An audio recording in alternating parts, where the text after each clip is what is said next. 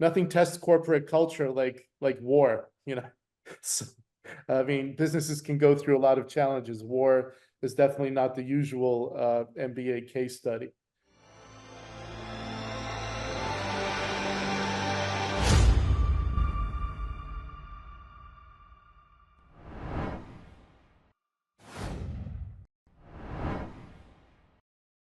Hi, we are delighted to have with us today Petro Ronjak. Petro is the head of the management group, the management board of the Winner Group Ukraine, a great company serving Ukraine for many, many years. So Petro, it is great to see you. How are you doing?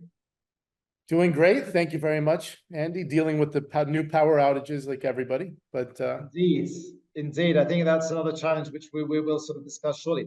But Petro, maybe just a very brief introduction. I mean, we know you and your organization very, very well. But for those that are joining for the first time, just give us a very brief overview of what Winner Group does here in yeah, Ukraine. okay. Winter Group Ukraine has been on the ground in Ukraine for 32 years. We're the official importer and distributor of Ford, MG, Volvo, Jaguar, Land Rover, Porsche, and Bentley in Ukraine. We also have a pretty expanded retail operation of our own. We're built on the principles. We're owned and founded by diaspora Ukrainians, the Hinansky family. And from the very beginning, we built our company on the principles of openness, transparency, and with a long-term belief in Ukraine, therefore compliance with all legislation and so on. So, and then we realized that that's really sort of become our purpose beyond the cars and parts and service, but actually to be an example that business can be done openly and transparently in Ukraine. Well, brilliant. I know many, many of our members are your customers, including ourselves, and we're very grateful for the fantastic service you provide and everything you and your team do. So 3 decades in Ukraine and the last 32 days, this is the full-scale war, the full-scale invasion. Tell us, I mean, how do you manage? I mean, the resilience that your team are showing. I mean, tell us what drives that resilience. Yeah, it's really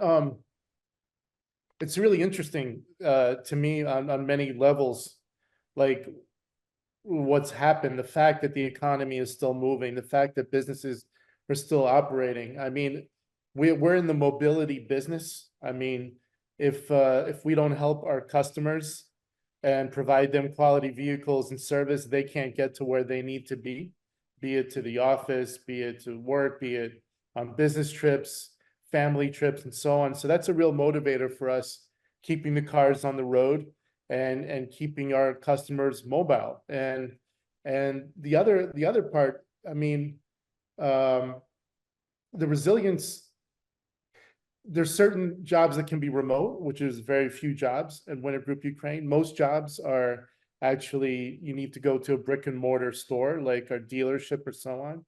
And I'm very proud. I mean, we have 51 dealerships across the country, and our employees are going to the dealerships through checkpoints, through block posts.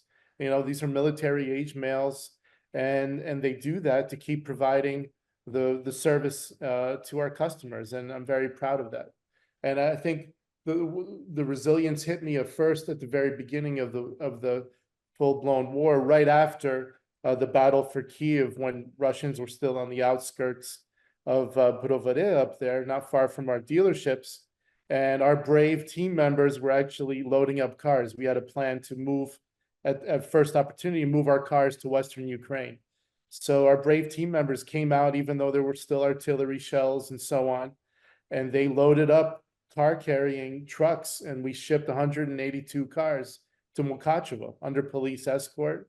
And that wouldn't have happened if we didn't have brave team members who volunteered to do it. So that was the first sort of like, wow, this is really cool. Like nothing tests corporate culture like war, you know. So, I mean, businesses can go through a lot of challenges. War is definitely not the usual MBA case study, but that for me is a good example of resilience. Absolutely. I think I haven't seen people as united in Ukraine as I have over the last over 2 years, and I think it does really sort of bring people together and bond, and it gives a sense of purpose. What surprised you most? I mean, you've been here for many years, but what have you seen that surprised you most? Yeah, I mean, I guess the fact that an economy still functions during war was probably something I wasn't that ready for. I actually thought, wow, there's war, everything's about war, every single person needs to be, I don't know, stuffing sandbags or something, and all business stops, like it did in April of 22, for instance. And I thought that's it. So what surprised me is that, wow, there is still an economy. It surprised me how many people came back to Kiev, for example, which is where I live. It surprised me how the economy showed life, how businesses kept going. And it's funny because those 182 cars that we moved to the Karpate, to the secret warehouse location, the intent was to keep moving them to the west and sell them outside of out of Ukraine. I mean, we have bills to pay to the manufacturer partners.